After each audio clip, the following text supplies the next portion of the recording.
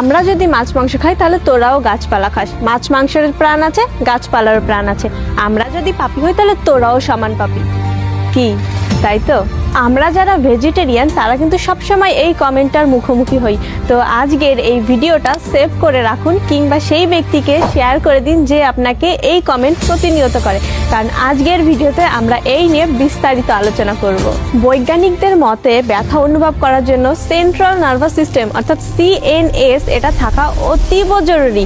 আপনারা যারা জানেন না তাদের জানকারির জন্য বলে রাখি, সেন্ট্রাল নার্ভাস সিস্টেম হলো মস্তিষ্ক এবং মেরুদণ্ড, আর এই দুটোর সাহায্যেই আমরা যত প্রাণী আছি তারা ব্যথা অনুভব করে থাকি।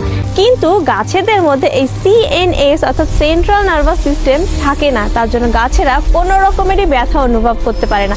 এছাড়াও মানুষ এবং অন্যান্য প্রাণীদের মধ্যে এক বিশেষ ধরনের কোশিকা থাকে যার নাম নোসিসেপ্টাস, আর এটার কাজ হলো ব্যথা বা যন্ত্রণার সংকেতকে অনুভব করা। কিন্তু গাছেদের মধ্যে এই কোশিকাটা পাওয়া যায় না, যার জন্য গাছেরা কোনো রকমেরই ব্যথা বা যন্ত্রণার সংকেতকে অনুভব করতেই পারে না। Science is simple, no brain no pain, অর্থাৎ মস্তিষ্ক ছাড়া কোনোভাবে যন্ত্রণা অনুভব করা সম্ভবই না। একটা রিসার্চে দেখা গেছে গাছকে যখন অ্যানাস্থেসিয়া দেওয়া হয় তখন গাছ তার সমস্ত গতিবিধি বন্ধ করে দেয়, কিন্তু বিজ্ঞানীদের মতে গাছের যে কোশিকা সঞ্চরণ অর্থাৎ সেলুলার ফাংশন এটাই শুধুমাত্র ধীর হয়ে যায়, তার চেতনা কিন্তু বন্ধ হয়ে যায় না, কারণ গাছের মধ্যে তো চেতনার কোনো স্থানই নেই। যদি গাছের ডিফেন্স মেকানিজম নিয়ে কথা বলি, তাহলে গাছকে যখন কেটে ফেলা হয় তখন তার সেই ক্ষতস্থান থেকে এক ধরনের রাসায়নিক পদার্থ নির্গত হয়, যেটার কাজ হচ্ছে গাছকে ক্ষতির থেকে রক্ষা করা, যেমন তার এই ক্ষতস্থানকে দ্রুত সারিয়ে তোলা কিংবা কীট পতঙ্গকে তাড়ানো। এই ধরনের কাজগুলো করে থাকে ওই রাসায়নিক পদার্থটা।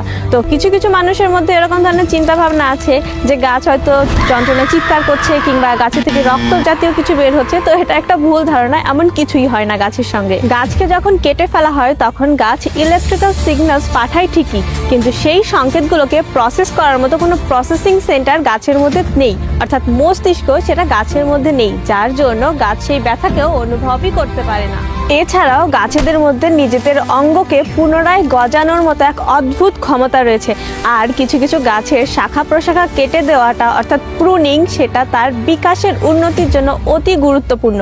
কিন্তু সেখানে দাঁড়িয়ে কোনো জীবের বা কোনো প্রাণীর, যেমন কোনো জানোয়ার, মাছ মাংস, মুরগি আমরা যাদের কথা বলে থাকি, এদের অঙ্গ প্রত্যঙ্গ কাটাটা কিন্তু এক গম্ভীর মানসিক এবং শারীরিক আঘাত, যেটা কিন্তু আমরা ট্রমা বলে থাকি।